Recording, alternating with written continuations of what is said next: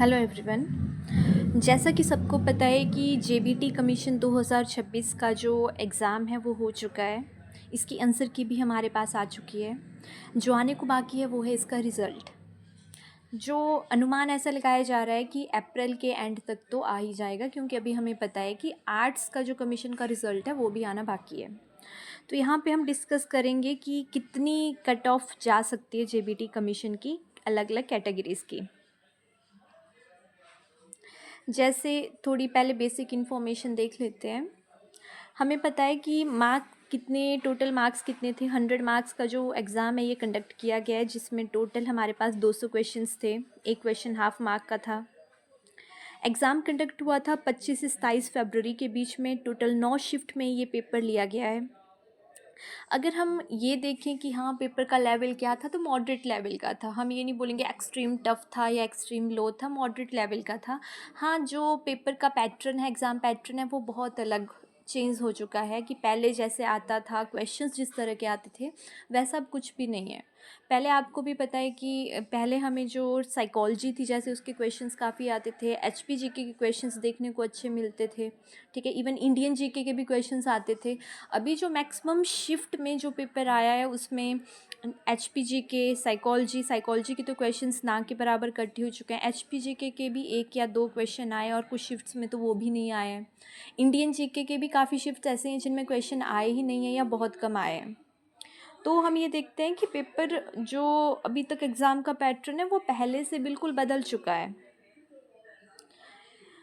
अब कितनी पोस्ट थी जिनके लिए हम सब लोग यहाँ पे स्टूडेंट्स ने फ़ाइट किया है, तो टोटल हमारे पास 600 सीट्स हैं जिनके लिए अभी फ़ाइट किया गया है।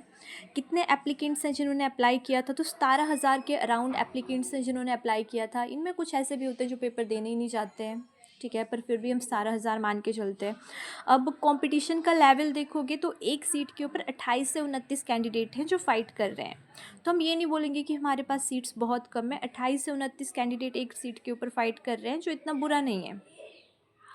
अच्छा, जब हमें डॉक्यूमेंट वेरिफिकेशन के लिए शॉर्टलिस्ट किया जाएगा, बुलाया जाएगा, तो टोटल 1800 के अराउंड कैंडिडेट्स होंगे जिनको बुलाया जाएगा। सीट्स 600 है, पर ये 3 टाइम्स बुलाते हैं, तो 1800 के अराउंड जो है वो बुलाए जाएंगे।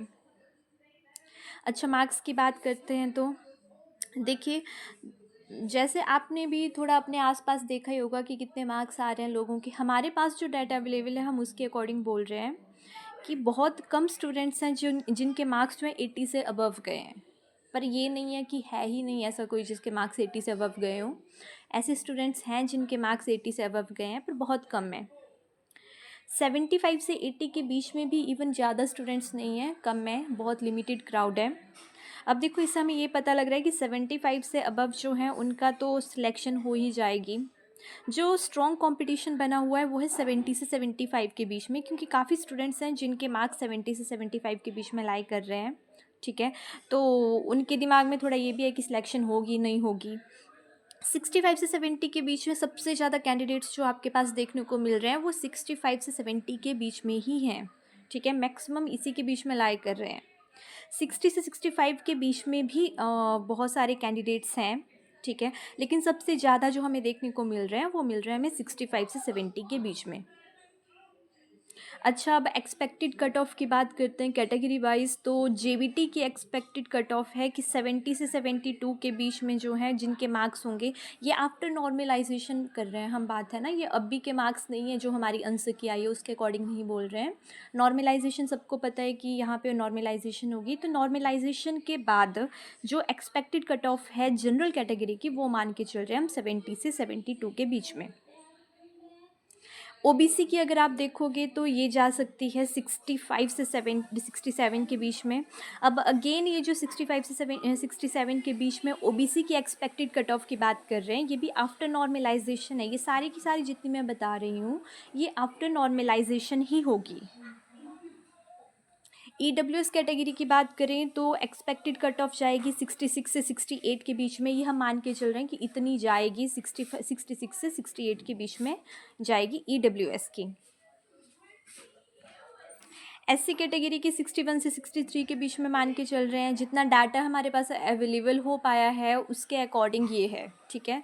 मतलब ऐसा नहीं है कि बिल्कुल ही हवा में कुछ बातें बोल रहे हैं, ये जो डाटा है उसके अकॉर्डिंग हम बात कर रहे हैं कि एससी कैटेगरी का 61 से 63 के बीच में हो सकता है कि मोस्ट तो चांस यही है कि एक्सपेक्टेड कट ऑफ एससी की 61 से 63 के बीच में ही होगी। एससी की देख रहे हैं हम 59 से 61 के बीच में हो सकती है, ठीक है। अब देखिए कि सबके कुछ ऐसे कैंडिडेट्स होंगे जिनके मार्क्स इसके बीच में नहीं पाए जा रहे होंगे। अब ऐसा नहीं है कि हम 100% बोल रहे हैं कि अगर आपके मार्क्स इससे कम हैं तो आपकी सिलेक्शन हो ही नहीं सकती है। ऑब्वियस सी बात है, हमारे पास जो जितना डाटा अवेलेबल है हम उसी के अकॉर्डिंग बोल रहे हैं, ठीक है।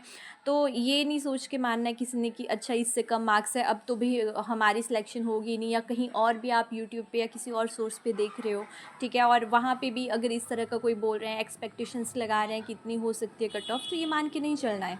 क्योंकि हम या कोई और भी अगर इस बारे में कुछ बोल रहा है तो उसके पास जितना डाटा अवेलेबल है वो उस अकॉर्डिंग बोल रहा है, ठीक है।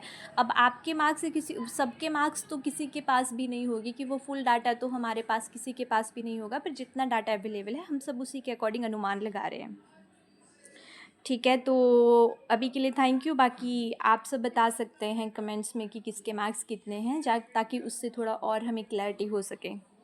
Thank you.